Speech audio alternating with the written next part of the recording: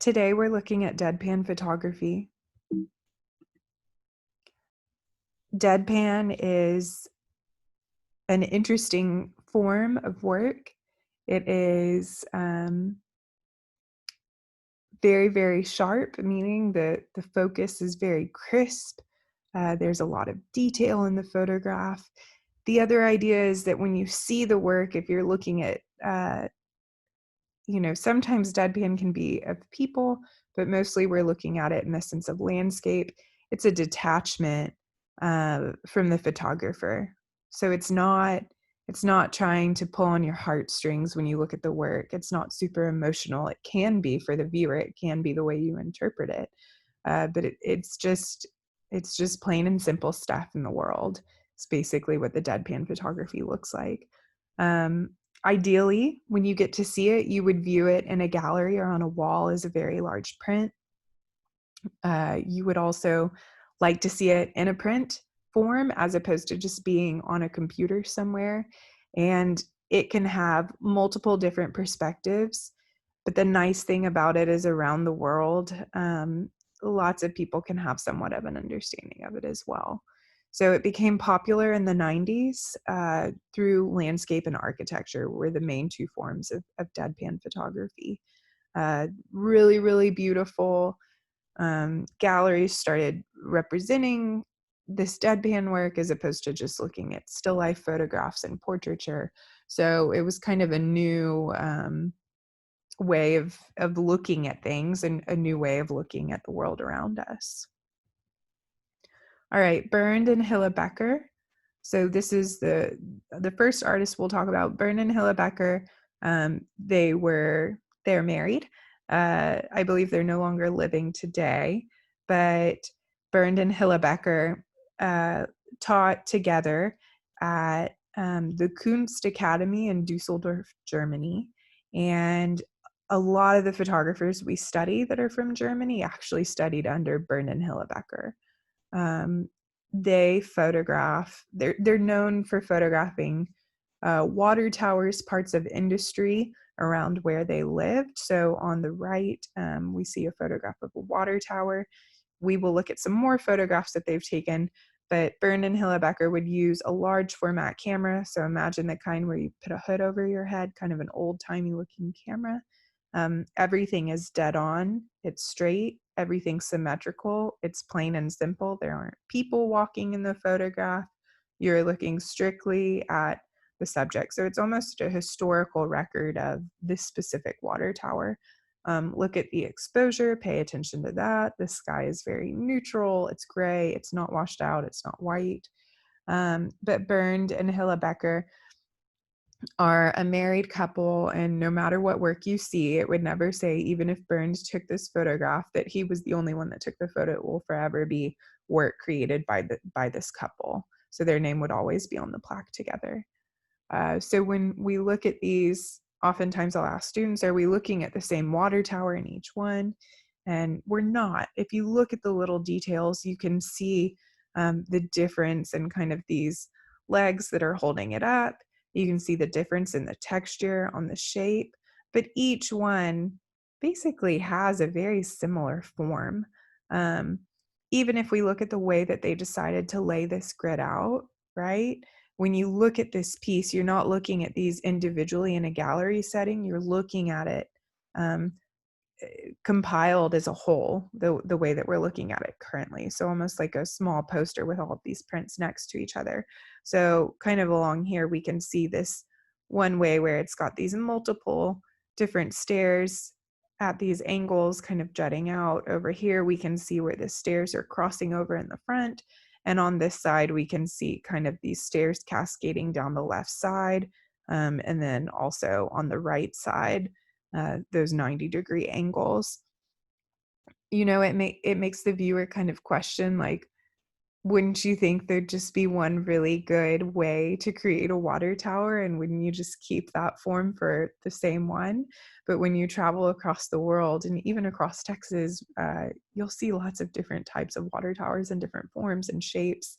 So it almost becomes a question of, is it the architect's design that's incorporated into, the finished piece, or is it a standard? I'm not sure.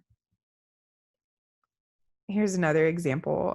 So I think this versus this, we have a lot more individuality when we're looking at these water towers. So they're each one very different, very stylized, I guess, depending on where you are. When I think of Houston, I'm thinking of something that looks somewhat like this, maybe something like this, but I can't imagine seeing something that, I don't know, looks like this here in Houston, but I'm sure somewhere in Texas there's one that might look like that.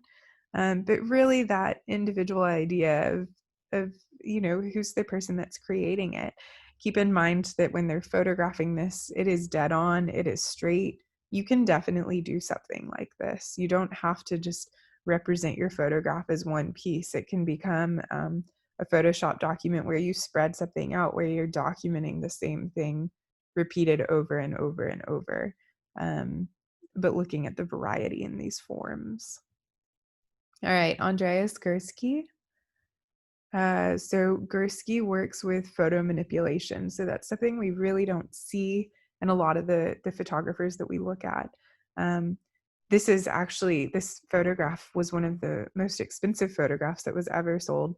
It's of the Rhine River, and typically I want you to imagine the river, in the background kind of being full of power plants and barges, and it's almost like the intercoastal canal here in Texas, down near the water down near Galveston. But when we're looking at this, there's nothing there. So he's manipulated this photograph, and he basically just has all of these, horizontal sections of plane that are exciting for us to see. He's got the green, he's got the highlights on the grass, he's got the sidewalk. He decided to keep that, but he removed anything that would be normal today. If we were to go there today, my understanding is we'd see lots of different things. It wouldn't just be kind of this scenic scene. But Gursky uses a lot of photo manipulation in the work that he makes. So when we're looking at this, there's lots of vibrancy in it. There's lots of fun colors. The idea behind marketing is that you, the consumer, go to the grocery store and you are drawn into something by the bright colors, right? It's sort of like when you were a child and your parents would check out at the grocery store. They have all the candy right there when you're about to check out. And it's all at your level, right? It's low down, so you can pick up the candy and say like, Mom, I want, these whatever chocolate bars, with the hopes that you'll be able to leave. But when we look at the grocery store from this vantage point, which isn't one that I would say, usually look from, right? It's kind of an aerial view looking back. It just looks so absurd. All of these colors, it's like mass chaos, while simultaneously being super organized. So the other thing is there are a few people in this. So we've got the man here, we've got another man right here who's shopping, and then we've got this person here. You have to be careful when you go to grocery stores. When you're carrying your camera, I would say it might be better to ask for forgiveness if you decide to take some photos in a store. A lot of times grocery stores don't want you to be out in the, well, they really don't want you taking photos, because the idea is that you could, be selling Kroger's layout to HEB or vice versa. They don't want that. So if you take your camera, be careful. Someone might come up and ask you to stop taking photos that works there. So just keep that in mind. When I think of places in Houston where you could get this secondary vantage point, I think of, HEB and, well, I guess not HEB in the Heights. I guess you're parked below ground. But if you're looking at Whole Foods, right? Whole Foods at Post Oak and San Felipe, you can go to that second level and you can kind of look over Whole Foods. So a lot of the work that Andreas Gursky does is this aerial perspective, almost removing himself from the photo and just taking a picture of the larger scene. All right, here's another photograph. This looks like a huge apartment complex, and a section of it truly is an apartment complex. if you see it in person, you're able to look into the window and see the tiny details. Some people have said that you can see humans inside of the different spaces. My understanding is that this is somewhere in Asia, and it's basically talking about how there's just such a the way of living is so dense there. There's so many people living in one small area. And so he has used photo manipulation by taking a section and then copying it and kind of pasting it. So it's almost like he's clone stamping, um, one large section and then building on and continuing it, to talk about kind of the overcrowding of some areas in the world. All right, so Andreas Gursky, we're going to look at this piece that he made. He is not related to this installation, but some of you have maybe heard of it. It's called Prada Marfa. And so if you've ever watched Gossip Girl, which came out when I was in high school, it was kind of like the It show. You'll see in Serena's parents' house, they have a sign that says "This way to Prada Marfa." Well, this is Prada Marfa. And so if you've gone to Marfa, Texas, it's I don't know, maybe like a 12 to 16-hour drive from Houston. I went in college. It is, you live in Marfa and you know nothing about art, or you go to Marfa because you are very involved in art. So if you go to Marfa, this is about 45 minutes outside of Marfa. Um, it is in West Texas. It is gorgeous land. The sunsets are some of the most beautiful ones I've ever seen. There's a road right here, and there are train tracks across the way, but there is quite literally nothing out really in Marfa. There's like a couple of flashing lines for a stoplight. There's no like real stoplight, but there's lots of art galleries. There's a high school. There's a Walmart. Um, there's like a Dairy Queen. And anyway, Prada Marfa, when you're driving to Marfa, you hit a certain point in Texas that says, um, there's no gas for the next 70 miles. So if you need to get gas, you need to get it here before you continue on. Uh, anyway, once you get to Marfa, like I said, this is about 45 minutes outside of town. It's an installation piece. It is a freestanding building. There's a plaque back over here for you to read some information about it. But basically, it's just kind of this ridiculous Prada in the middle of nowhere. It's not a shop that you can walk into. The door does not open to the public. I'm not sure if, maybe when they opened it, maybe it was something like that, but it isn't a Prada that you can go buy something at. You can see these one pair of shoes. It's half of the shoe. It's not a pair of shoes. You're only getting one shoe. So when I went, sometimes it looks like super destroyed, like there was graffiti all around it, and there were people will try to shoot at it to steal stuff. I think they took the purses out to discourage people from doing that. But it's real Prada stuff inside. It's an interesting installation, but it's sort of ridiculous in the middle of nowhere. But that leads into our next piece, which is a photograph by Andreas Gursky. And when I talk about this to students, you see these shoes, and they're just shoes, and it almost seems ridiculous to dedicate this much space to a pair of shoes. Now, in fashion, there's two sides to that story, right? These are really beautiful shoes. They're very special shoes. An artist has designed them. I understand all of that. But the concept of this layout is bringing this life to the shoes. But when we're thinking about a layout like this, if we removed all of the shoes and we were just looking at the space with nothing in it, I could argue that it would be more suiting to a museum, right? Maybe housing artifacts from ancient Egypt, as opposed to just highlighting these shoes. But if you went to Saks, you could see something laid out like this as well. All right, Walter Niedermeyer. So we're going back to that idea of working in multiples, right? Having a diptych, having a triptych when you're looking at the work. So this is a diptych. We have two separate photographs. We can kind of see a bit of repetition, right? We can see this corner piece being overlapped here. Um, it's a question of, are we seeing similar people? Like, is this red outfit the same person? I don't know. The shoes look kind of different. What time of day? Was it taken at the same time of day? When we look at Niedermeyer's work, you know, this is a place, as opposed to him going and exploring this mountain himself, everything's been predetermined for a human, right? So the roads have been paved. The monument has been placed in this specific setting for you to go look at. It's kind of like when you go to San Francisco, everyone goes to look at the Golden Gate Bridge. Everyone stands in the same place on the other side of San Francisco, overlooking the bridge. They take a photograph. It's a very famous place.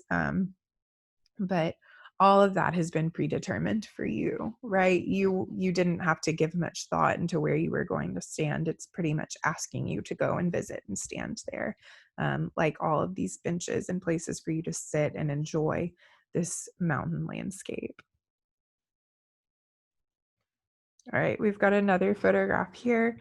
My understanding is that this is a mosque, and it's basically him taking a photograph of it, um, kind of in an aerial setting, or excuse me, not an aerial setting, but kind of a 360 view of the space. It is overexposed, right? Those lights are a little bit too bright, but I think in an enclosed space like this, it would be difficult to get the right exposure while bringing enough light to the space as well. But a really beautiful setting, lots of repetition, lots of different colors, right? But the color scheme flows between. All right, Takashi Hama. He is known for photographing in Japan. He photographs the Western world's impact on his world. And so, we could find this anywhere in Texas when you're driving. McDonald's connected to the gas station, right?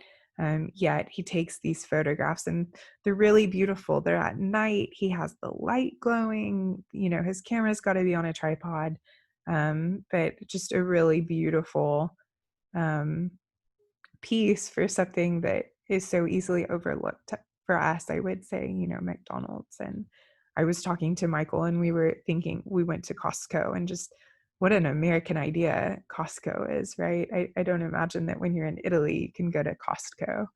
But just these massive places and kind of fast food production and accessibility to multiples of things and stocking up on different things. So that when we look at his work, it's kind of this like Western civilization's impact. I know that we've been looking at lots of landscapes for Deadpan. We've been looking at more architecture and landscape. That this is a portrait. This person is very detached from the photographer. He does not know the photographer's taking his photo. He's kind of mid picking up his cup to drink. If you look at the subtlety of his fingers, right? When we look at portraiture, we talk about how the human form can be displayed, how the body can be displayed, kind of this negative space between his fingers. It almost mimics this curve in the M here, right? We see that curve in his knuckle. You also have like his posture, right? He's not sitting up perfectly straight. You can't really tell. I mean, it doesn't seem like he knows the camera's there. Lots of students comment on the fact that he's smoking indoors. So this wasn't so unheard of when I was maybe a little bit younger than you all. People could still smoke inside of restaurants, but obviously that is illegal now and not allowed, which is a wonderful thing. But, the fact that there's an ashtray in this McDonald's, lots of people will comment on his hair and how it sort of all ties in with this McDonald's layout, and all of those bright orange colors that we see. Here's another photograph. So dealing with more fast food, and you can see how this was displayed in a book setting, right? We talked about how deadpan is important to see in print. Lots of people would look at this and go, what is this? This is junk. But you have these really great leading lines of the parking lot. You've got all of these different lines happening here, this repetition and shape and form and negative space at the top. And then you've got this like very bizarre still life.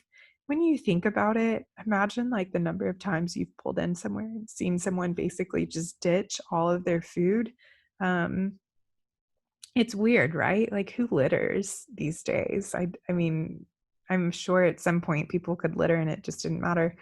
Um, it wasn't legal, but like who really just eats all of their lunch and just like drops it and never picks it up to clean it up? I don't know. But the fact that like the Coke cup has spilt and you've got all of this like liquid and the darkness, that contrast kind of helps. And it's sort of like someone's just left their still life behind. So it makes for an interesting piece to talk about. All right, Dan Holdsworth. Um, Dan Holdsworth will go and photograph places in the world where you expect, like if we're looking at this photo and we're saying what's missing, cars, humans, like people, where is everyone? So he'll take these really beautiful exposures.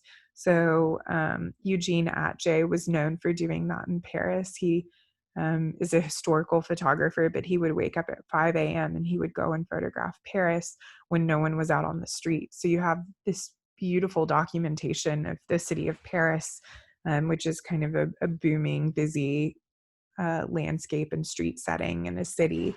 But Dan Holdsworth is kind of carrying that along in a more contemporary setting. You have this really nice symmetry. Everything is kind of dead on, straight on, and working with light, kind of working with this fog early in the morning, but there's no cars. Here's another photograph by Holdsworth. You can imagine how many cars would have probably been here. I believe this is a super long exposure, which is why we have all of this kind of glowing light, especially from the parking garage. If you can just imagine cars driving all over this while having the lens open, that's kind of a way to get all of that light glowing. Yet there's no cars in the photo. Here is a photograph looking at a landscape, and we have all these lights, and they're really illuminating these mountains. But it's a very kind of consumer-centered place, right? You've got this beautiful landscape, and then suddenly you've got the human's impact on it, right? You've got the freeway, we've got all of these glowing lights from the cars that are driving by, all of these different lights that are set up here. And then when you think about it, it's almost like as you're driving down the freeway, you see these billboards, and it's almost a form of art, right? It's like there's a canvas in the middle of the world, like in the middle of the country, and it's telling you to stop at Buc-ee's or whatever it could be saying. The way that he's photographed this, he's allowing the light to really just illuminate the background. And it's almost like leading you into the photo, right? You're kind of, this is smack dab in the center. You're led kind of into this negative space here. All right, Richard Misrach. He will photograph at different places. They're they're just very simple. They're almost kind of haunting. They feel like kind of forgotten, abandoned locations. For me, I could imagine this being as you're driving to New Orleans and you're going over the Atchafalaya Basin. It's that long stretch of road that's just literally a bridge, and you're just driving over swampland. That's what I'm reminded of when I see something like this. But kind of this bizarre, murky green that we're looking at. And yet all of a sudden we have this pipeline that's been built. And who knows how long that pipeline is, but kind of this just deserted world in the background, and not a place where we have spent much time as humans, right? This swampy world, but really dead on, really straight. You've got all of this busyness going on, and then suddenly you have this pipeline that's been installed and there's nothing over here. So imagine if the pipeline had not been installed, what it would have looked like prior to. Here's another great photograph. So really playing with color and repetition, and consumerism, right? On the left-hand side, we see this like Coca-Cola sign. Even though we can't see all of it, we know it's Coca-Cola. And then we pick up kind of that red color. You have this like kind of like burnt orange and these faded orange cones here, pretty much saying like, don't go beyond this line. These are the salt flats, and uh, just a really kind of like otherworldly type place. The other thing that's kind of interesting, these are on rollers, and so it's like they've kind of rolled their cart out. So as you're going to visit the salt flats, this is a nice place for you to stop and eat lunch, right? It kind of seems it's smart, but it also seems a little ridiculous. But the color scheme, the haziness of everything, makes it feel like, I don't know, almost like another world. Here's another photograph. So my understanding of this piece is that this was this hill was kind of a tribal hill on a Native American's land, or on Native American land, and it was a place where people would go to celebrate, and it was kind of known as like the famous hill in on this land.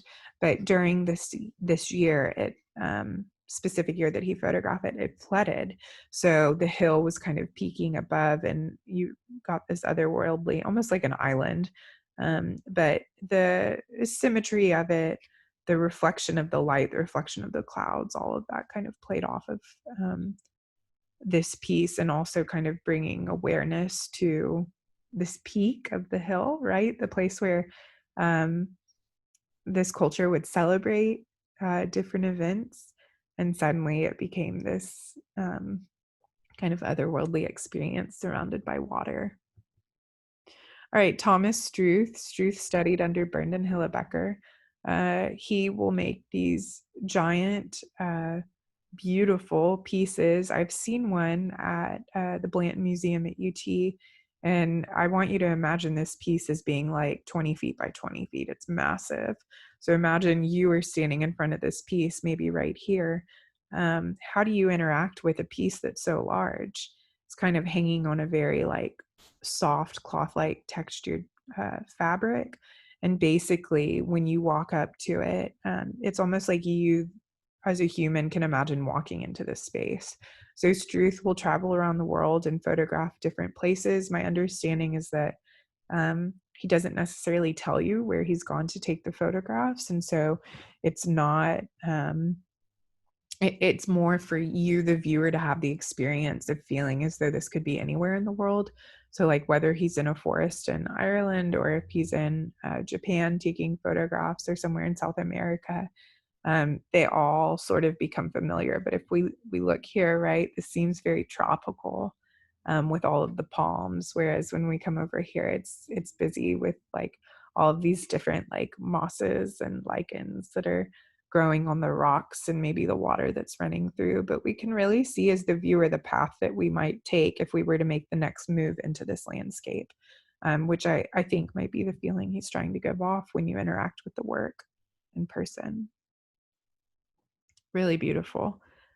Really long exposures to get that sharp detail. And remember that aperture is most likely going to be pretty tiny. So like f/22 to get that really sharp quality. So a tripod's important. All right, and Joel Sternfeld, we're almost done. Sternfeld was known for kind of wandering the streets in New York, carrying his 4x5 over his back, and just taking these beautiful photos. So in college, that's kind of how I carried mine around, and that's definitely a conversation starter, right? That's something that doesn't go unnoticed. He's got the cape right here, so that's the part that you throw over your head. So he's got it draped over his shoulder. uh, you can tell how contemporary this is, right? You have a Gap ad on the right. My understanding is that in New York, this was kind of the high line. And so for a time they were redoing it. So stretches of it just kind of became overgrown with, weeds and plants. And so you had a very structured world, with buildings and signs and lots of people living there and not much greenery. And then suddenly you have this area that would have been used for the train, and it's just covered in grass. So this really lets you know kind of the year. Those are some of those subtle hints that help people date a photograph. Sternfeld was very well known for this image. I'd say this is his most famous photograph. So usually I would let you all take a few minutes to look at it, but since obviously you're not responding to me in this lesson, we've got a fire that's happening on this house. You've got the fire truck here, and then you've got this pumpkin patch here, and there's a firefighter and his like with his helmet on and everything buying a pumpkin, which is just so bizarre. The story goes that he was just like driving through the country and just happened upon this, took his camera out and took a photo. Going back to more of his work, really the drama in something like this, right? This is like, it feels very 1920s. That's probably when the buildings were built. But, you know, just all of this overgrowth, right? It's almost like these forgotten scenes, like warehouse districts. You can find some places like this in the Heights, or kind of like north of 610 or east of downtown Houston. All right, so for artists, these are the different artists that I want you to look up for the Pinterest 100 for Deadpan. Now, lots of students have questions about this, so we'll pop in and talk about that a little bit. You'll see some artists we've looked at before. But remember, when you're picking that deadpan, you're really looking for that dead, straight on, kind of open to interpretation bits of artwork. Okay, all right.